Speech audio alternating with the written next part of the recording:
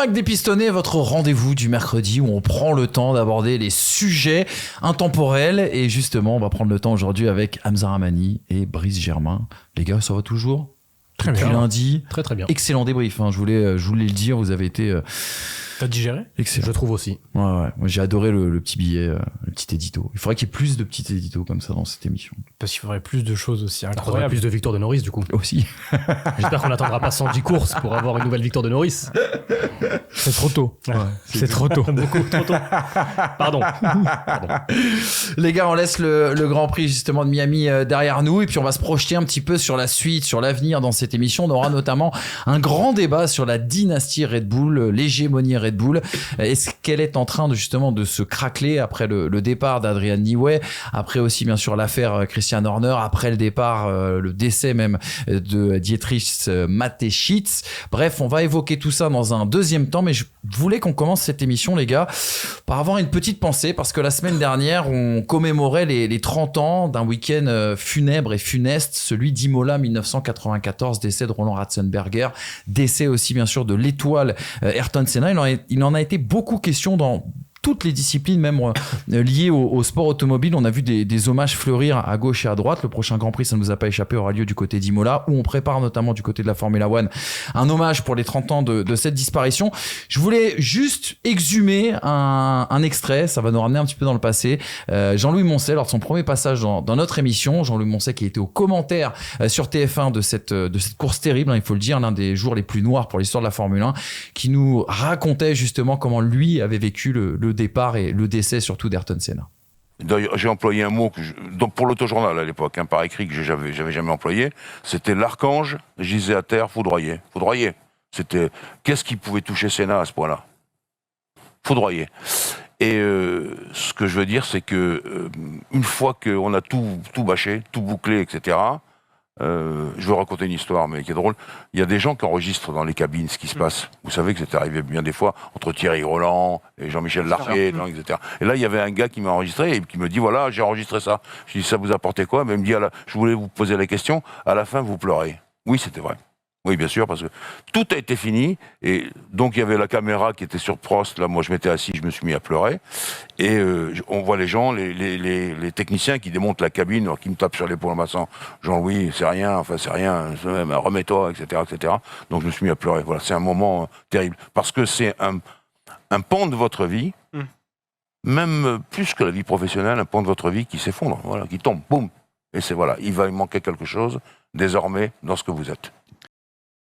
Voilà le témoignage d'histoire de Jean-Louis Moncet. Après ça, plus rien n'était pareil. Les gars, je vais pas vous demander de retracer la carrière de Ayrton Senna, mais il y a quand même quelque chose qui intrigue 30 ans après. C'est qu'Ayrton Senna, l'ombre d'Ayrton Senna plane encore bien sûr sur la Formule 1 avec ce titre un peu de GOAT dans de l'imaginaire un petit peu de tout le monde. 30 ans après, c'est quoi un petit peu votre vision justement de ce triste anniversaire ? L'héritage qu'il a laissé en matière de sécurité. Oui, t'as raison. C'est peut-être même sa plus grande victoire. Exactement, t'as raison. On rappelle qu'après la mort d'Ayrton Senna, on a changé la sécurité sur les voitures, sur les circuits aussi, et sur l'équipement aussi également des pilotes. Et puis en termes de pilotage, c'était quelque chose d'unique. Je veux pas rentrer dans ce débat du GOAT, ça nous intéresse. Non, ou même de fait si ce pilotage était meilleur ou pas. C'est juste qu'en fait c'était différent. Tout était différent et unique. On retrouve un peu ça chez Fernando Alonso, mais de façon moindre. Mais en attendant, il fait partie de ces gens qui peuvent dire qu'il a révolutionné la manière de piloter dans certains aspects, parce que quand c'est pas censé passer et que ça passe grâce à une personne, on se souvient des tours de légende, notamment à Monaco. Donington 93, excellent départ. Encore une fois, c'est quelqu'un qui passait là où ça passait pas. Et je pense que ça reste une inspiration. Je pense pas que le décès ait amené une quelconque glorification particulière, mais par contre c'est quelqu'un qui dans sa manière d'appréhender les courses avait quelque chose effectivement d'un peu mystique, et forcément le mystique attire, donc Ayrton Senna restera dans une postérité justement de mystique, de don, quelque chose d'un peu de divin. C'est ce que dit Jean-Louis Moncel d'ailleurs dans cet extrait. Hein, que peu de monde aujourd'hui peut apporter. Et on va pas oublier évidemment Roland Ratzenberger qui le vendredi s'est également tué. Et Rubens Barrichello qui avait failli Barrichello vendredi. Et Rubens Barrichello qui avait failli également y rester à Imola. Et je vous conseille très rapidement un excellent podcast je voulais en parler. Des grands récits. Alors je l'ai écouté aussi, il y en a deux, t'as raison à écouter. Des grands récits qui évoquent Roland Ratzenberger, c'est un podcast qui remonte peut-être à 6 mois, 12 mois, je sais pas, je l'ai écouté là ce week-end. Sur RMC Sport, hein. Avec non, Eurosport, les grands récits. Eurosport, ouais, t'as raison.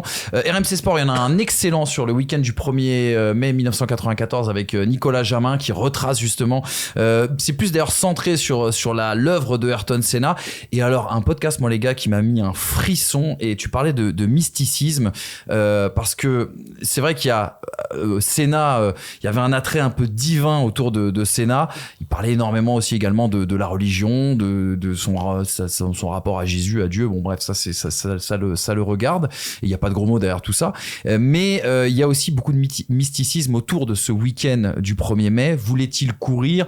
Lui qui avait changé aussi également toutes ses petites routines avant la course. Et il y a un témoignage incroyable, un podcast de Frédéric Veil, notre confrère de RTL. C'est une demi-heure de podcast. Je vous conseille d'aller le voir avec les réactions de Pierre Van Vliet, avec les réactions notamment de Jean-Louis Moncet. Pierre Van Vliet qui était dans le même hôtel que Ayrton Senna justement la veille du drame et qui raconte les dernières heures de Ayrton Senna. C'est saisissant et c'est bouleversant aussi. Je vous invite bien sûr à l'écouter. C'était impossible de ne pas commencer cette émission en évoquant bien sûr la mémoire de Ayrton Senna. Les gars, une fois qu'on a dit tout ça, juste un petit teasing parce que on le disait, si vous ne l'avez pas vu, le dernier mag est à retrouver. Il y a peut-être un air de nostalgie en effet, il y a peut-être un côté un peu vieux con, mais qu'est-ce qu'on a aimé l'interview de René Arnoux. Je vous invite vraiment à aller la voir. Elle a beaucoup marché en Reels, un petit peu moins en format YouTube, mais c'est franchement un petit bonbon et ça dénote un petit peu, on en avait parlé la dernière fois, de tout ce qu'on a pu vivre et suivre et entendre aussi en interview avec les pilotes modernes. Et puis aussi le vlog du WEC, ça dure 20 minutes, c'est sympathique et détendant et je vous invite à aller voir tout ça. Et on a de belles interviews, notamment on a retrouvé Sébastien Bourdet qui nous parle de sa Cadillac et on vous présente aussi également Paul Louchatin. On a retrouvé aussi Leslie Boitrel, les gars, Leslie Boitrel qui est dans notre vlog du WEC. Je vous invite à aller voir ça, il y a plein de séquences marrantes. Et qui est sur toutes les télés de France et de Navarre. Exactement, elle est sur tous les sports aussi également, Leslie, preuve de ses qualités. Et puis il y a la fameuse séquence du safety car, voilà. Maintenant, c'est comme ça. Bravo à Léo pour le montage. Et bravo à Léo pour le montage, ouais. Exactement. Un montage de très, très, très, très grande qualité. Et Léo, c'est notre réal aujourd'hui, donc on est honoré et très, très fiers. C'est pour ça que je dis bravo. Exactement. Parce que sinon, j'avais peur qu'il fasse des plans cata. Qu'il aille chercher ton mauvais profil. Juste avant de lancer le débat, les gars, vous le savez, on a un partenaire, c'est Winamax. Si vous souhaitez parier sur le sport, faites-le toujours avec modération. Faites-le toujours si vous êtes majeur. Et pour les autres conditions, c'est notre producteur Thomas Dufan qui vous en parle. Comme tu le sais, nous sommes soutenus par Winamax, donc viens jouer avec nous sur tes sports préférés. Si tu aimes les courses automobiles et la Formule 1, ça se passe chez les copains de Winamax. En collaboration avec Wina, nous avons cette offre de bienvenue avec le code FT10 et le lien en description. Lors de ton premier dépôt, tu es automatiquement remboursé jusqu'à hauteur de 100 € et on t'ajoute même 10 balles en bonus. Important, le jeu est strictement interdit aux mineurs et peut comporter des risques, donc on ne joue que des sommes que nous sommes prêts à perdre. Bon les amis, si vous voulez vivre le sport avec un peu plus d'intensité, n'oubliez pas qu'on le fait avec modération, dans la limite de ses moyens. Et je vous le rappelle chaque semaine, c'est pas un message à but politique, mais c'est surtout un message pour vous dire la vérité. Le bouton de l'ascenseur social est bloqué et c'est pas Winamax qui changera quelque chose. Voilà, c'est important de le préciser. Sur ces belles paroles, eh bien on va tout de suite lancer le grand débat. Jingle mon Léo.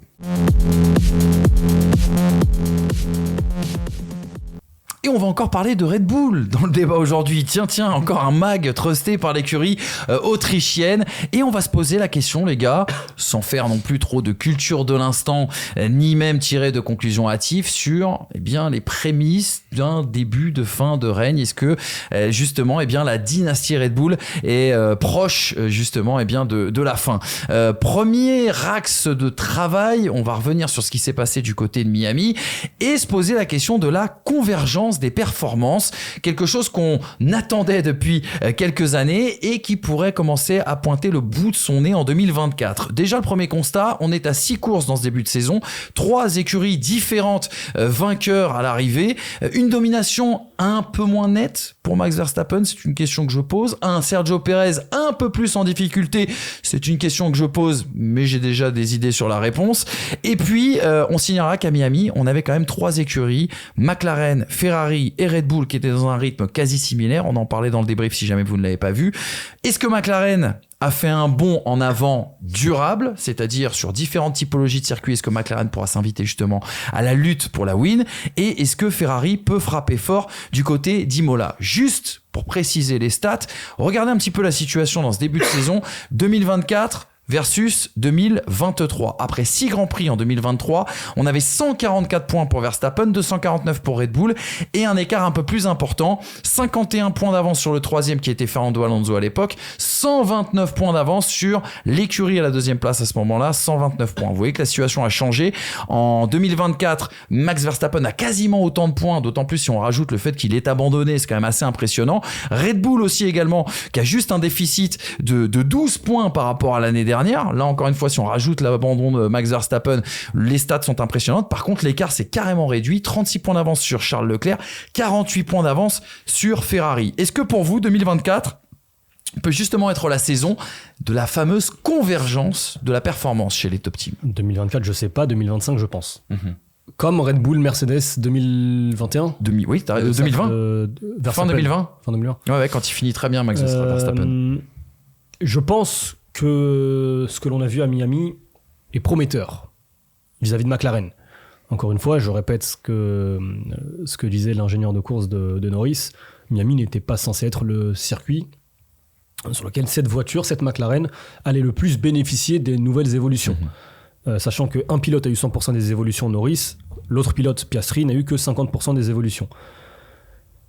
McLaren va aussi apporter, dans les prochaines semaines, va développer et donc apporter des évolutions sur un point faible, peut-être même le principal point faible, c'est ce qu'on disait aussi lundi, les virages lents. Si cette voiture devient plus complète et plus performante encore, Red Bull aussi va apporter des évolutions. Ferrari, forcément, on va attendre de voir Imola, mais ça pourrait rebattre les cartes, peut-être pas pour le titre pilote ou même constructeur, mais au moins avoir une demi-saison avec une réelle lutte, même pour des pole positions, pour des victoires. La lutte pour la pole, on l'a déjà plus ou moins. Aujourd'hui, il manque quasiment un dixième, t'as l'impression, pour le 2e ou le 3e à chaque fois, pour te dire, ok, Max sera détrôné de cette pole position. Et puis ensuite, c'est le rythme de course. Et on le redit encore une fois, 2024, il est capital d'avoir justement cette situation positionnelle favorable, être devant ton adversaire direct, ce qui te permettra ensuite de gérer, ce qui te permettra ensuite d'aller à ton rythme, tout en sachant que derrière, il a peut-être un meilleur rythme que toi, mais pas un rythme suffisant au point de te dépasser. Donc, il va falloir compter sur la régularité des pilotes, donc Piastri, Norris pour McLaren, Leclerc, Sainz de l'autre, pour voir si oui ou non, sur l'ensemble de cette fin de saison, enfin, sur l'ensemble de la saison, puisqu'on n'est qu'au 6e Grand Prix, Verstappen pourrait être menacé. J'entends ce que tu dis sur le classement pilote, sur le classement constructeur. On l'a vu tout à l'heure. Il y a seulement 48 points d'écart entre Ferrari et Red Bull. Si tant est, Brice, que Red Bull soit un petit peu moins dominante, on imagine que Sergio Pérez va rentrer aussi également un peu moins de points pour cette écurie Red Bull. Ah mais oui, parce que donc il y a match pour les constructeurs. Je maintiens ce que je dis depuis le début de saison. Je pense que cette saison, Verstappen est ultra dominant, mais Red Bull ne l'est pas. Il y a quand même 2 doublés sur 6 courses, certes, mais l'écart de 3 dixièmes et demi, qui est un écart qui est assez régulier entre Verstappen et Pérez, aujourd'hui coûte très cher à Red Bull. Il le fait pas. Alors là, avec la pénalité de Sainz, il repasse 4e, je crois, Sergio Pérez, mais il était 5. S'il fait 5 toute la saison, effectivement, quand tu vas avoir une Ferrari qui fait 2 et 3 et une McLaren qui peut peut-être gagner, ça peut être problématique pour le constructeur. Pour rappel, ce week-end, McLaren prend 25 points, Red Bull en prend 27, Ferrari en prend 26. Donc... Ok, non, j'avais pas cette impression. Non, du coup, 26, je suis bête, plus avec la pénalité de Sainz. Ouais, bon, ça joue à rien. Sans la pénalité, c'était ça, pardon. Si je peux apporter très rapidement une toute petite nuance, Brice, sur le cas Pérez, c'est de sa faute, 100%. 28. Mais le départ joue aussi. Encore une fois, on en revient à ce que je disais, la situation positionnelle, si tu rates ton départ et que tu te retrouves 6ème ou 5ème, je sais plus à quelle place il se retrouvait. Il est juste devant Norris, donc 5ème. Ouais, donc 5ème, ça veut dire qu'à ce moment-là, t'as aussi plus de pilotes à dépasser. Si au premier virage, t'es 2ème ou t'es 3ème, bah peut-être qu'il termine aussi sur le podium, et on l'a vu depuis le début de la saison. Exactement. Les gars, justement, la course au développement va être aussi importante dans cette convergence des performances. T'as parlé des updates du côté de McLaren qui risquent d'être agressives, en espérant pour eux que ça soit aussi efficace que ce week-end. On attend Ferrari au tournant. Peut-être qu'après Imola, justement, on aura un peu plus de visibilité sur cette convergence des performances. C'est ça. Moi, j'attends le package de Ferrari pour en parler. Après, on n'a pas eu la grosse évolution de Red Bull non plus. Parce qu'il ne faut pas croire que... Si tenter de savoir dans quel sens ils vont la faire. Est-ce qu'on aura ce fameux concept sans ponton? Est-ce qu'ils vont être extrémistes ou un peu plus conservateurs? En fait, c'est vrai que dans les déclarations et dans ce qu'on entend ici et là de ce qui se passe, on a l'impression que McLaren et Ferrari ont un plan d'évolution et que Red Bull n'en a pas, ce qui m'étonnerait grandement. Mais... C'est parce qu'on entend les protagonistes de McLaren et Ferrari et pas forcément ceux de Red Bull. C'est vrai. Mais en attendant, aujourd'hui, il y en a un qui dit que la victoire est à portée, c'est Fred Vasseur. Soit celui qui est, après Miami, le moins bien placé des trois, entre guillemets, pour le dire. Ce qui s'est passé à Miami, c'est d'une part circonstanciel, avec un circuit très faible en aérodynamique, donc pas à l'avantage de Red Bull et d'Aston Martin. On a vu Aston Martin, le déclin il est encore plus violent, puisque c'est censé être une Red Bull bis faite par Dan Fallows, donc disciple d'Adrian Newey. Donc on a vu les points faibles de la Red Bull. Ils existent. Maintenant, encore une fois, le championnat est une récompense de la polyvalence. Si cette McLaren s'avère polyvalente, et le développement va en ce sens-là, parce que justement on essaie de gommer les défauts qu'elle peut avoir, là effectivement on pourra y croire. La Ferrari prouve depuis le début de saison qu'elle est polyvalente. Elle est polyvalente, mais à un 10e de Red Bull. McLaren, aujourd'hui, a un défi, c'est prouver qu'ils sont polyvalents à un 10e devant Red Bull. Ça, pour le moment, c'est pas gagné. La voiture la plus polyvalente reste la Red Bull. Mais effectivement, déjà, une chose est sûre maintenant, c'est que certains circuits, Red Bull ne sera pas première force. Et ça, c'est une nouveauté par rapport à 2023, parce qu'il y a eu un seul circuit, c'est le circuit de plein de boss, c'est Singapour. Et on peut penser à Austin, on peut penser à Singapour, on peut penser à certaines Sao Paulo. Je suis pas d'accord avec Brice.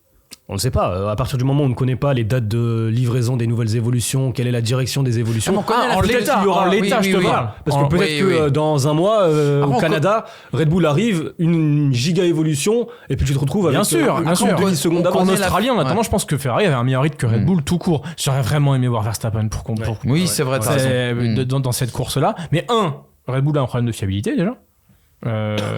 Donc la fiabilité est dans tous les cas moins bonne que l'année dernière. Tu penses par rapport à l'Australie? Ce qui s'est passé sur la voiture de Max, on sait pas trop ce qui s'est passé dans cette école. Ça se trouve, il a ramassé un tir-off.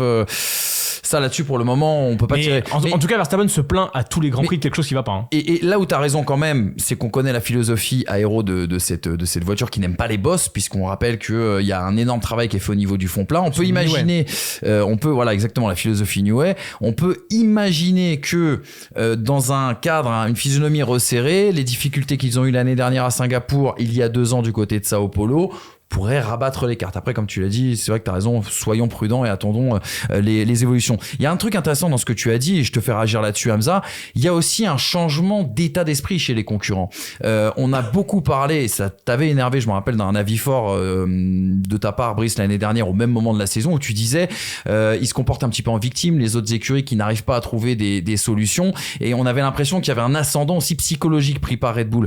Moi, quand j'entends les déclarations d'Andrea Stella ce week-end, de Zak Brown, de Frédéric Vasseur depuis le début de cette saison, j'ai l'impression que Red Bull fait un petit peu moins peur. Est-ce que tu partages cet avis? Parce que tout le monde pense qu'il y a match.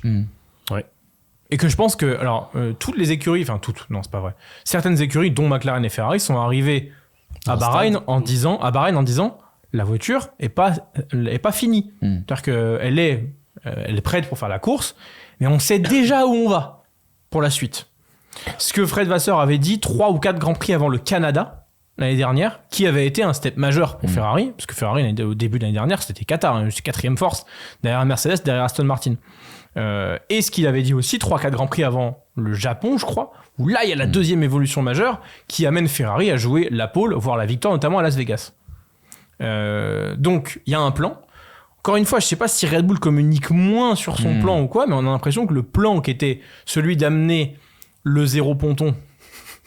Je dis zéro ponton, je pense à toi et Antonetti maintenant. Zéro ponton. J'y ai pensé tout. Oui, je sais. C'est pour ça que je l'assume. Le plan qui était d'amener le zéro ponton au Japon, il a flop un peu. Ils l'ont pas amené. Voilà. Et c'était le plan de l'amener à ce moment-là. On a pris un risque énorme avec ces ouvertures, au risque de surchauffe moteur. On a à l'heure actuelle un problème de grippe et de surchauffe de la surface du pneu chez Red Bull. Peut-être que on est moins projeté sur le développement de la voiture que sur la correction des problèmes à l'heure actuelle. Puisque ce qu'ils ont amené comme évolution, ils ont amené un petit truc à Miami pour justement la surchauffe. Je crois que c'est exactement ça, c'est pour la fiabilité. Ouais. Donc, du coup, j'ai l'impression que le plan d'évolution de Red Bull aujourd'hui est moins cadré que ce que McLaren et Ferrari peuvent dire. Encore une fois, ça vient de la communication, mais ça vient aussi des résultats qu'on voit en piste. Parce qu'à chaque fois que McLaren, depuis 2 ans, nous annonce une évolution, c'est une énorme bastos. Miami, Lando Norris est 17ème du Grand Prix. Miami, les qualifications, je crois que McLaren est la pire écurie. Il y a eu 2 énormes packages amenés, McLaren joue la victoire. Ferrari était 4ème force, ils ramènent un truc, ils deviennent 3ème force, ils ramènent un 2e package, ils deviennent 2ème force. Ça fait 2 ans que ces projets-là sont super sains. Ça ne m'étonnerait pas qu'en milieu de saison, à la régulière et sur des typologies de circuits différentes, Red Bull ait toujours effectivement un avantage sur certains circuits très aérodynamiques, mais que sur des circuits où le châssis à la part belle, sur les circuits où par exemple les courbes rapides, les changements de position sont plus forts, notamment en Miami, on voit ce scénario se reproduire. Ce n'est pas une victoire qu'on a vue là ultra circonstancielle. Il y a la safety car certes, mais en attendant le rythme il est là. Max Verstappen l'année dernière part à Miami. C'est le 3e rythme encore une fois, on le rappelle, même si c'est très minime les écarts entre les Rappelez-vous des blagues. teams. Quand Max Verstappen partait 14e, le pari n'était pas de quand est-ce qu'il allait gagner, mais quand est-ce qu'il allait passer premier. Et généralement c'était entre le tour 12 et 20. C'est ça. Je pense que aujourd'hui avec McLaren et Ferrari ça n'est plus possible. Si jamais Max Verstappen part 15e, je te dis pas qu'il finira pas sur le podium, mais je te dis que ça devient beaucoup plus compliqué. Donc est-ce que ça devient une fin d'ère ? Je sais pas. En attendant, il y a une convergence. Elle est là depuis le début de saison, simplement je pense que les performances de la Red Bull n'ont pas été mises à mal par les circonstances, et qu'en plus de ça, les packages des autres fonctionnent. Et que les autres sont arrivés, notamment Ferrari est arrivé avec un tout nouveau package, il fallait aussi le comprendre dans un premier temps. Si je vous écoute les gars, est-ce qu'on est sur une convergence des performances en 2024 ? La réponse, on va la voir rapidement, on va la voir cet été avec les fortes chaleurs. Là, on sait que le mois de mai, il va y avoir une accumulation de courses, on va rentrer sur un calendrier avec des doubles et des triples headers. Attendre peut-être l'évolution majeure apportée par Red Bull dans les semaines à venir, voir comment cette voiture réagit à la chaleur ailleurs qu'à Miami. Brice le dit souvent, à juste titre, depuis le début de saison, c'est Verstappen et pas Red Bull qui amènent la voiture à un certain niveau. Attention aussi à ne pas tirer de conclusions hâtives après ce qui s'est passé à Miami. Je rappelle bien sûr que Verstappen a abîmé son fond plat. Là, chez Red Bull, on a découvert un trou dans le fond plat suite à l'incident avec le cône, le socle du cône, pas seulement le cône qu'il a emmené avec son aileron avant, mais le socle du cône qui est resté en place mais qu'il a roulé dessus. Donc après, ça a largement abîmé le fond plat. Il se plaignait du grip dans les virages lents.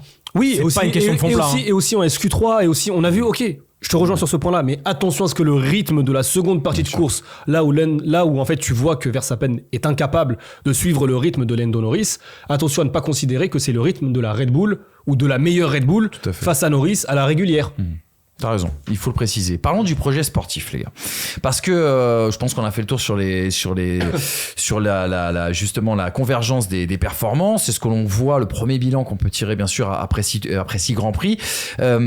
Quelque part, la Red Bull est aussi minée par les affaires et on va justement récapituler un petit peu tout ça à travers ce tableau. On a la sensation chez les pistonnés, mais c'est partagé par de nombreux observateurs, que le décès de Dietrich Mateschitz, le fondateur de la marque Red Bull, a créé une sorte de désunion, on va le dire, au sein de l'écurie. La semaine dernière, on a appris le départ d'Adrian Newey qui quittera donc Red Bull au premier trimestre 2025. Est-ce que justement c'est une conséquence du Horner Gate, de cette fameuse affaire Horner et de cette lutte de pouvoir consécutive à une lutte aussi également de pouvoir en interne?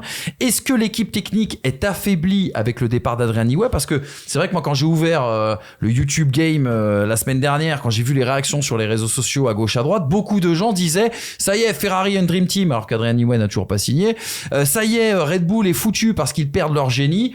Et à côté de ça, j'ai lu l'excellent article de Frédéric Ferret dans l'équipe qui expliquait que bon, Adrian Newey, le rôle au sein de l'écurie Red Bull, il est peut-être pas si important que ce qu'on a bien pu vouloir dire. J'attendrai vos réponses bien sûr là-dessus. Et puis il y a d'autres choses au-delà du départ d'Adrian Newey. Il y a le fameux défi du moteur en 2026, les doutes. On le sait en interne au sein de chez Red Bull autour justement de l'implication et du savoir-faire de Ford sur ce sujet-là.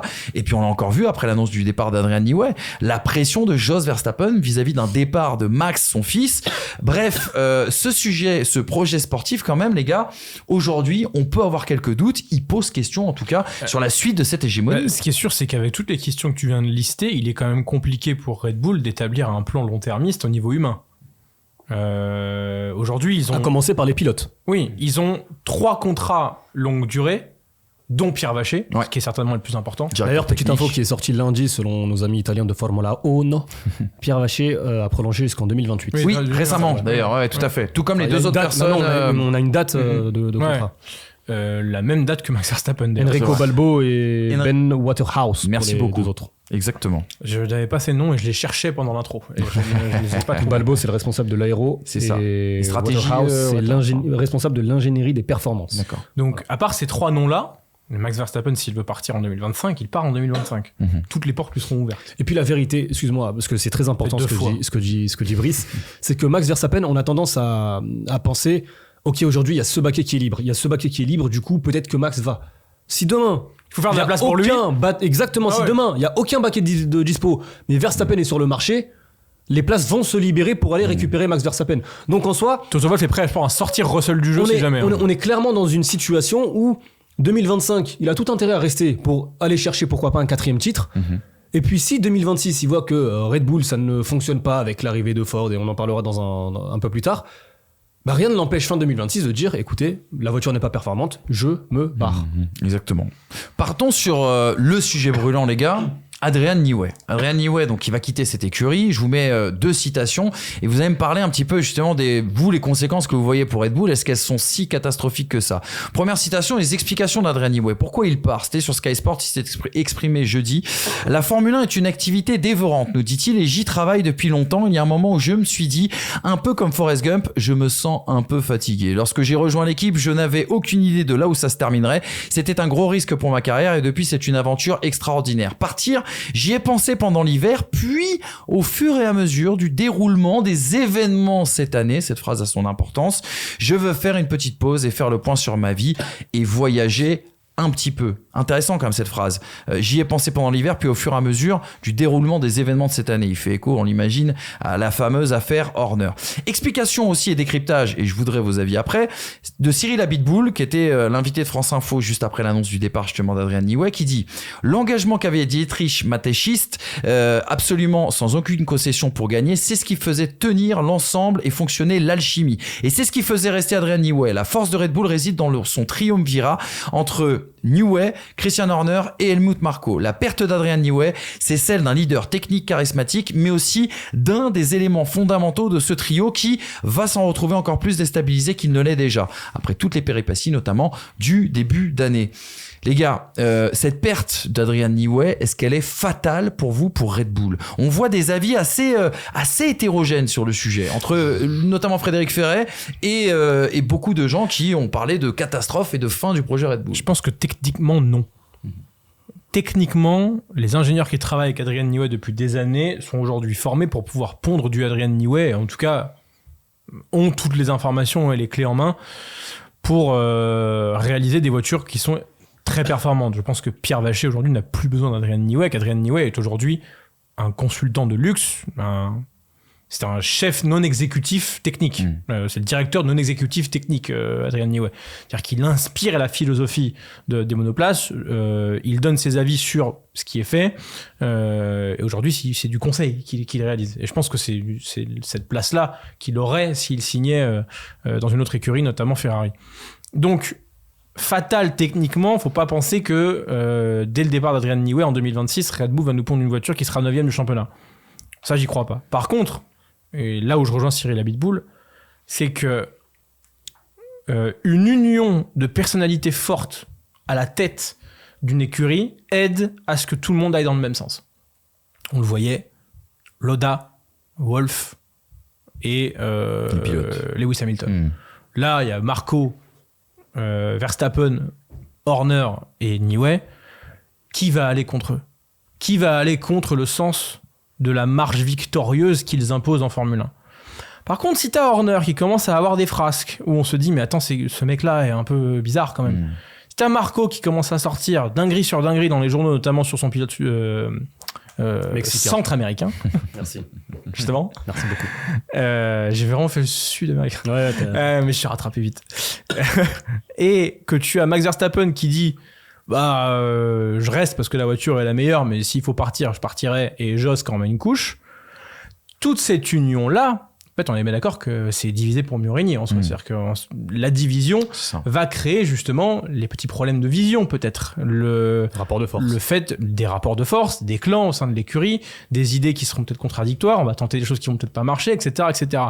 On sous-estime le caractère psychologique et humain de ce genre de moment-là, où quand justement une tête commence à s'effriter, et les conséquences, elles arrivent pas forcément tout de suite. On en parlait en début de saison, on se disait qu'on ne voyait pas Red Bull en danger à cause de l'affaire Horner tout de suite, mais que justement, le déroulé des événements pouvait amener à une fuite des cerveaux, à une migration de certaines personnes extrêmement importantes chez Red Bull vers d'autres écuries ou vers la retraite.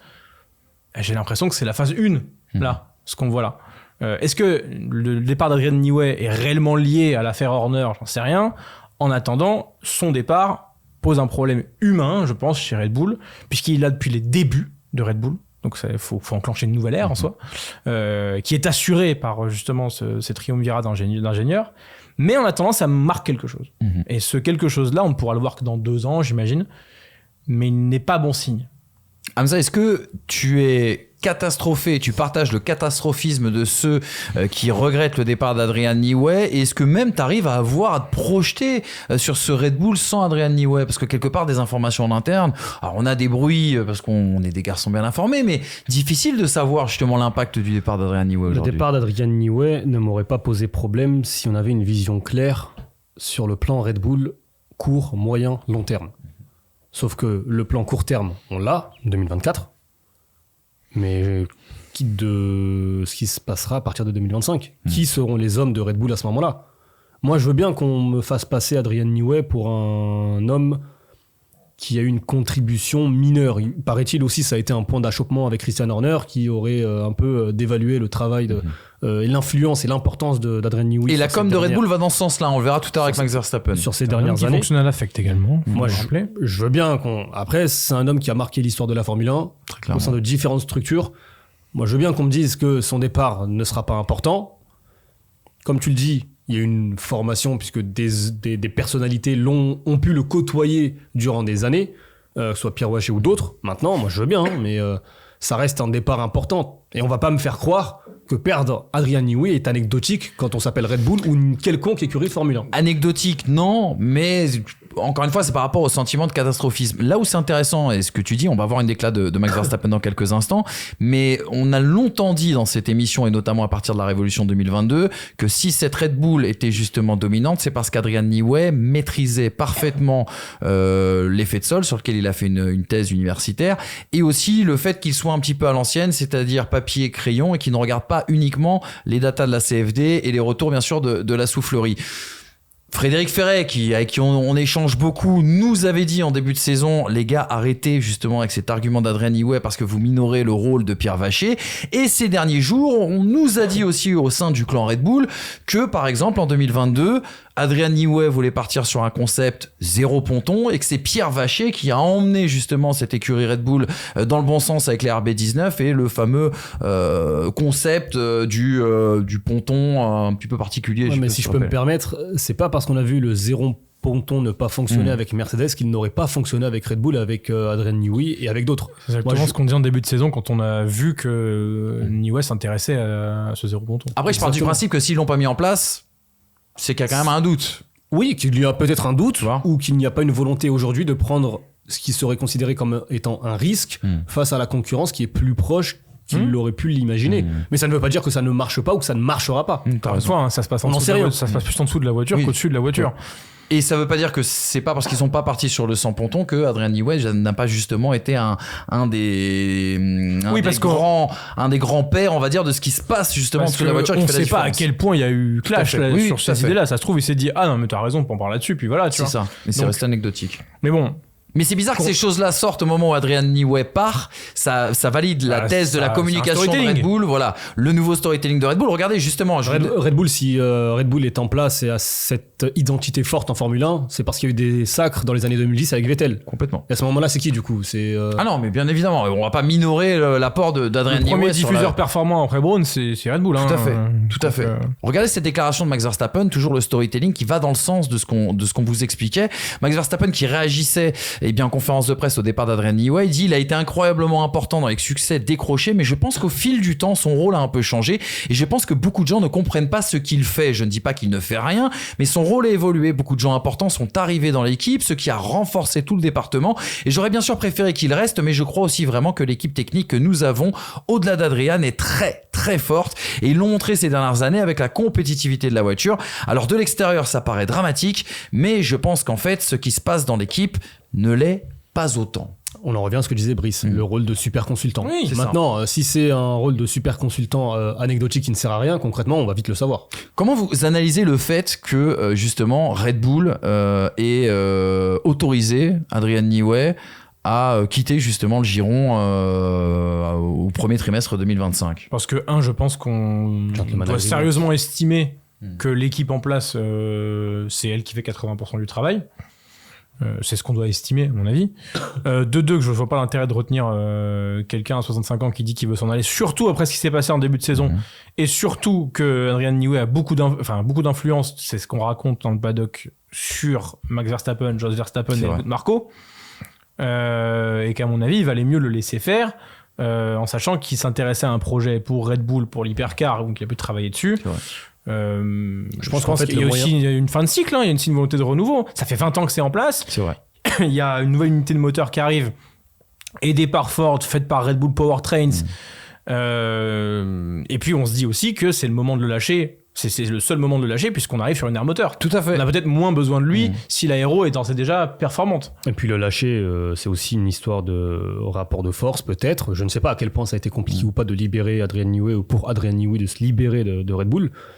Tu parlais tout à l'heure de l'hypercar et de la volonté de faire travailler encore Adrian Newey sur ce concept-là. Peut-être que sans ça, Adrian Newey il dit ok, je déclenche mon garden leave, je pars maintenant, je travaille pas pendant, je sais pas, peut-être que c'est 2 ans son garden leave, j'arrive à partir de 2026 et du coup l'hypercar ce sera sans moi. Donc en fait il y avait aussi un intérêt côté Red Bull à garder jusqu'à cet été, je crois que c'est présenté juin ou juillet l'hypercar, ouais, tout à donc fait. Jusqu'à juillet il va déjà travailler sur ce concept. Après je sais pas s'il travaillera encore ou pas. Et du coup, Gentleman Agreement, Red Bull dit ok, tu viens, tu nous aides sur cette partie-là, on t'écarte totalement de l'aspect aéro-design en Formule 1. Dès maintenant. Et puis on te laisse, dès maintenant. Mmh. Et puis comme ça, on te laisse à partir de l'année prochaine, tu pourras intégrer ta nouvelle équipe.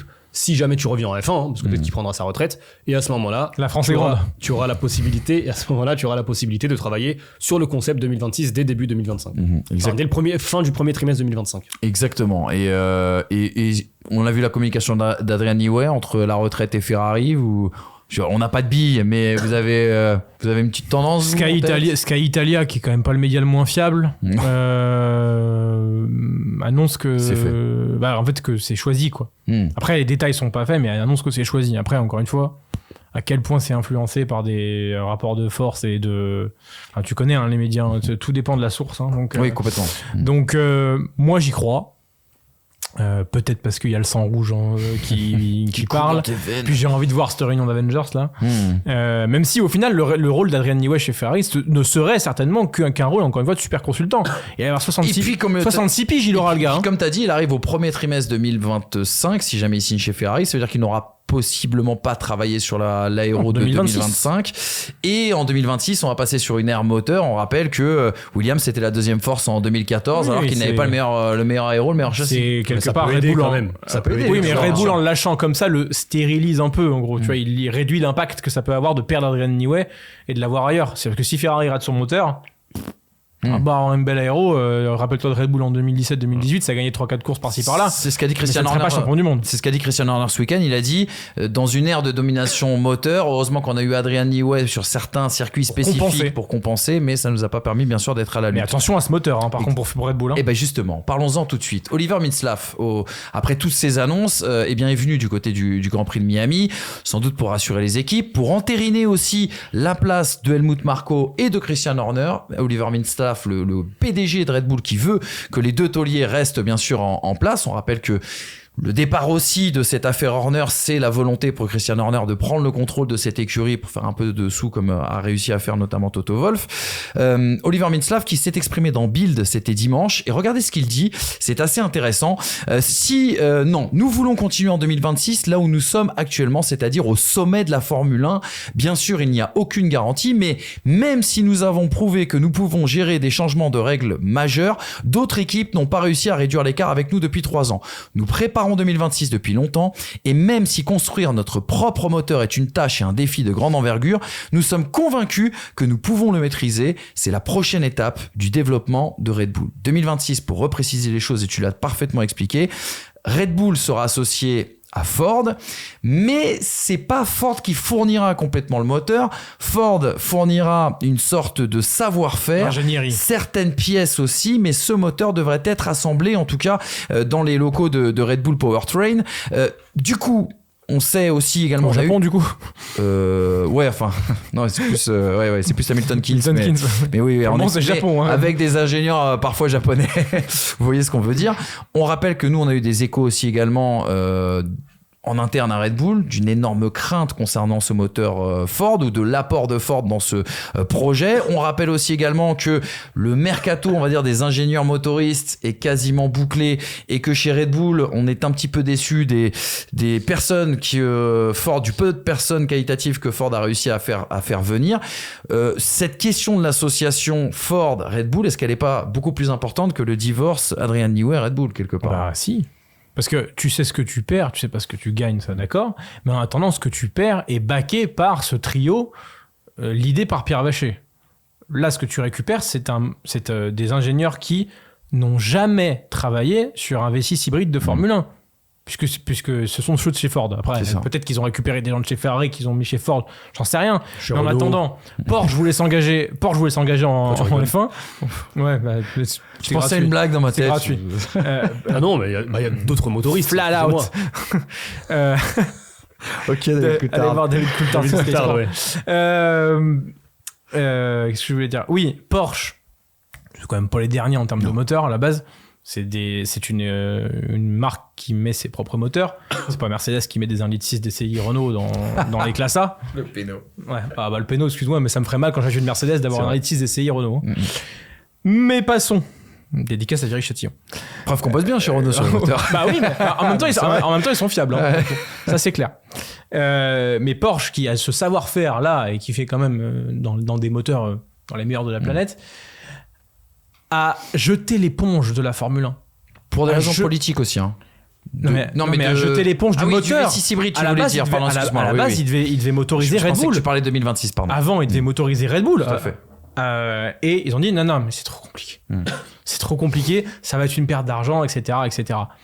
Aujourd'hui, le savoir-faire de ce moteur qu'a Renault, Mercedes et Honda et Ferrari, c'est un savoir-faire qui, pour la plupart, a maintenant 10 ans. Et 1 milliard. Et 1 milliard dépensé. 10 ans, 1 milliard. Ouais. Et Mercedes, moi je vais même plus te dire 14 ans. Parce qu'ils ont travaillé avant. Ford arrive, on a annoncé Ford quoi, il y a 1 an, 1 an et demi, c'est ça. Un truc comme ça. Ford a 3 ans pour créer un moteur dont les écuries en place ont 10 à 14 ans d'avance. Et c'est pas Ford qui le fait, c'est des ingénieurs en collaboration avec Red Bull Powertrain. Sincèrement, j'ai plus confiance en les gens de chez Red Bull Powertrain qui voient ce moteur tous les jours depuis 10 ans qu'en les gens de chez Ford presque. Alors, je ne veux pas dénigrer qui est Ford, mais en attendant, le défi est majeur. L'inconnu est majeur. Honda s'est planté quand ils sont revenus. Renault a mis un temps fou à être fiable. Mais encore, aujourd'hui, c'est pas performant. Aujourd'hui, c'est pas performant. Ferrari, qui est quand même le motoriste par excellence dans le monde, a dû foutre un débitmètre pour regagner en 2019 et a un moteur performant depuis 2 ans. Mercedes, même, qui est créateur presque de ce moteur, est en déclin aujourd'hui. C'est un moteur qui est difficile. Et je pense que c'est un énorme pari, bien plus gros que celui de faire confiance à Pierre Baché. Et on rappelle que Ford est un choix par défaut quelque part pour Red Bull, qui au départ avait discuté avec Porsche, mais Porsche voulait prendre le contrôle de Red Bull. Ça ne plaisait pas notamment à Christian Horner qui avait des idées, des ambitions là-dessus. Et finalement, ça a complètement achoppé. On rappelle quand même, et c'est important pour la culture de la Formule 1, les gars, que Ford a marqué l'histoire de ce sport avec ses moteurs, mais que ça ne veut absolument rien dire. Un petit peu à l'image de Renault qui a été dominant sur les années 90, mais qui n'y arrive pas avec ce Ta spécialité. V6 hybride. On rappelle que Ford, ça a été 20 ans bien sûr de domination sur la Formule 1. Avec des V8 ou des Ouais, V8, c'est ça. Ouais, avec tout à des fait. V8, la spécialité américaine par excellence. C'est pas les V6 hybrides qui est une spécialité pour le coup beaucoup plus allemande. Est-ce que cette fin d'hégémonie, Hamza, elle repose pas justement beaucoup plus sur la question du moteur que toutes les affaires, toutes les questions humaines qu'on a pu traiter jusqu'à présent? Est-ce que c'est pas ça qui peut mettre un doute justement dans la tête de Max Verstappen? Pour la nouvelle réglementation, forcément que le moteur aura un rôle essentiel. Maintenant, la fin d'hégémonie, encore une fois, il faut savoir de quoi on parle. Est-ce qu'on parle de la nouvelle réglementation ou est-ce qu'on parle de cette réglementation-là? Parce que la fin d'hégémonie peut arriver avant, justement... Dès 2025, pour toi, c'est possible? C'est possible. Oui, comme 2021 c'est avec possible. Mercedes. Ouais, Enfin, c'est possible. d'une certaine On manière. oublie que fin 2023, Ferrari est quasiment au niveau de Red Bull. Pas à Abu Dhabi, mais Las Las Vegas. Vegas, notamment, ouais. Enfin, depuis Singapour, Ferrari, alors encore une fois, est à mais quasiment au niveau. Il y a plus grand chose. C'est plus irrattrapable. Donc la domination, elle aura, enfin, faut voir comment ça évolue, mais l'extra domination aura duré 20 grands prix. Maintenant, de Red Bull, je parle. Verstappen, c'est autre chose. Encore une fois, la Red Bull est différente au moment de Max Verstappen. Mais oui, enfin, je pense que c'est rattrapable. Après, que la Red Bull soit pas bonne et que Max Verstappen arrive à gagner quand même, c'est autre chose. Mais en attendant, possible, Red Bull il est a prouvé. rattrapable. C'est possible et prouvé. 2020, 2021, 2019, il prend des victoires, elles sortent de nulle part. Complètement. Voilà les amis, en tout cas pour ce sujet Red Bull, j'espère qu'on a fait le tour, j'espère que ça vous a plu, j'espère que ça vous fait réagir aussi également en commentaire. N'hésitez pas à nous donner votre avis, on sera là pour le lire et pour vous répondre comme d'habitude. Et n'oubliez pas non plus que cette émission est disponible en podcast. Si vous voulez pas la regarder en vidéo, vous pouvez tout à fait nous écouter. Je sais qu'il y a beaucoup de gens, c'est vrai que je reçois pas mal de messages, vous aussi je sais, notamment des chauffeurs routiers, des gens, des commerciaux qui sont beaucoup dans leur voiture et qui Et on les attendaient la salue. sortie, et on les salue en effet, les salue. et qui font beaucoup de kilomètres tout au long de l'année et de la semaine et qui nous écoutent, et voilà, on est un petit peu avec eux, on essaye d'égayer un peu les journées, Et soyez prudents sur la route. et par contre voilà, c'est ça, je préfère que vous l'écoutiez en podcast que vous regardiez même sur des jolis visages, des jolis minois. Est-ce qu'ils sont motorisés Ford V6 hybride? Ouais, je sais pas. Vous nous dites en commentaire. Ça existe aussi, bien évidemment. Mais en tout cas, ce débat est intéressant, les gars, parce que ça montre que cette saison 2024, elle peut être un peu plus intéressante que ce qu'on imaginait il y a encore quelques mois. Et n'oubliez pas qu'après le Grand Prix de Bahreïn, on était les seuls à ne pas basculer, basculer dans le catastrophisme et à dire que la F1 était morte et que Red Bull allait tout plier. Bref, on aura des réponses et on sera là pour commenter tout ça. Merci Hamza, merci Brice, merci Hugo. Comme Bonne soirée, piacere. bonne journée. Bonne soirée. Bonne journée. Bonne journée à tous. Bonne semaine. Et j'espère qu'on aura encore Prochain un rendez-vous édito. PSG Dortmund. C'est vrai, sur les antennes de Force Sim Sport. T'as raison, bien sûr, de le préciser. Et puis, il y a plein de choses là qui vont arriver dans les semaines qui viennent. Donc, restez bien évidemment connectés. Allez voir les belles vidéos que vous auriez raté. L'excellente interview de René Arnoux avec Brice Germain. C'est du bijou, c'est du bonbon, du bon poulet comme on aime. Ciao.